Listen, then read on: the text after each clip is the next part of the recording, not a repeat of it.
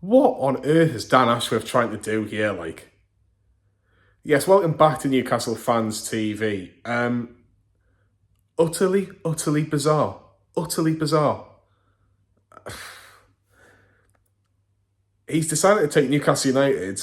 Well, the whole case between Newcastle United, Dan Ashworth, and Manchester United seems to be going to arbitration now because Sir Jim Ratcliffe has got his knickers in a twist and he won't pay £20 million for Dan Ashworth. If you really want him, pay the money. It's £20 million.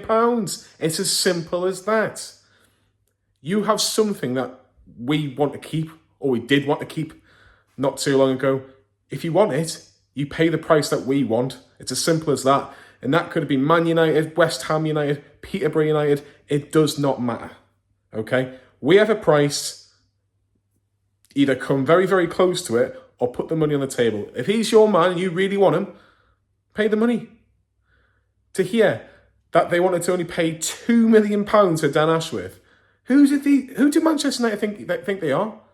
Like, seriously? Don't get me wrong, Manchester United are a much bigger club than Newcastle, not disputing that whatsoever. Probably a good idea, good prospect for Manchester United to go for someone like Dan Ashworth. I understand the reasoning for it. But if you're not willing to pay the money, Sir Jim, like after you did your London Marathon, well done, fantastic. But when you're speaking to Gabby Logan on the BBC and you're whinging about gardening leave, well, pay the money and then you don't have to worry about it. He could be yours right now. You did exactly the same for Southampton and Jason Wilcox. Man City are pretty much on the verge of letting you have one of the big boys from Manchester City. The name escapes me now. But just pay the money. Pay the money. If you really want him, pay the money. It's as simple as that. And well, on Newcastle, they're saying, no, we're sticking to our guns here. We don't mind him not being able to be available for a certain amount of time. We've got our own plans. We've got our own ideas and discussions. And it looks like Dougie Freedman is the latest in terms of Newcastle United's point of view. They really are stepping up their interest now. Paul Mitchell's been mentioned as well. Newcastle are doing what they should be doing. They're looking at their other options because they know that Dan Ashworth at some point will go to Manchester United. But the fact that he's decided, or Manchester United decided to go and let a third party decide what the price should be, it's still going to be a lot of money. Contractually, it's going to be very, very difficult because Newcastle have the leading lighter in negotiations.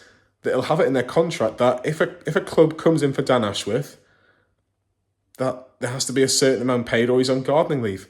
Manchester United might get a little bit of discount out of this for going to arbitration. A little bit. But they're not going to pay just £2 million for Dan Ashworth. It is going to be a heck of a lot of money because as a lot of people in this game perceive Dan Ashworth, he is one of the best or potentially the best in the business at what he does. Now, if Manchester United want him right now, as I've mentioned so many times, pay the money. But I don't think Amanda Staveley's losing sleep. I don't think Darren Eales is losing sleep. I don't think anybody at Newcastle United is losing sleep over this. And good on Newcastle United for doing so. Mini rant over. Mini rant, if you like. Honestly, I hate Manchester United so much. Hate them so much with a passion. They think they can just go, well, we like what you've got. We like the toy that you've got. We're going to just get it without any fight. Honestly, they're a disgrace. They're an absolute disgrace. Other news, Bruno Guimaraes, £100 million buyout. Everyone knew that, but it's only going to be until the 30th of June, and it starts at the beginning of May to coincide with PSR rules. After that, Newcastle United can pretty much ask whatever the price they want for our Brazilian superstar. So June's going to be a long month by the look of it. They might take a 4-week holiday when that is all over. But realistically, who can really go after Bruno Guimaraes? Manchester City, they've got the money. I'm actually just watching them now. They're 3-0 up. They're cruising to another Premier League title. Paris Saint-Germain probably have got the money as well now. No Kylian Mbappe in their team, so they've got the money. Real Madrid have always got the money because they're the biggest club in the world, not Manchester United, by the way. So yeah, that is one to watch. But that is just a little roundup of the mad, mad world of Newcastle United's parting technical director of Dan Ashworth leaving Newcastle United. Good riddance. Like and subscribe to Newcastle Fans TV, and we'll see you all very soon.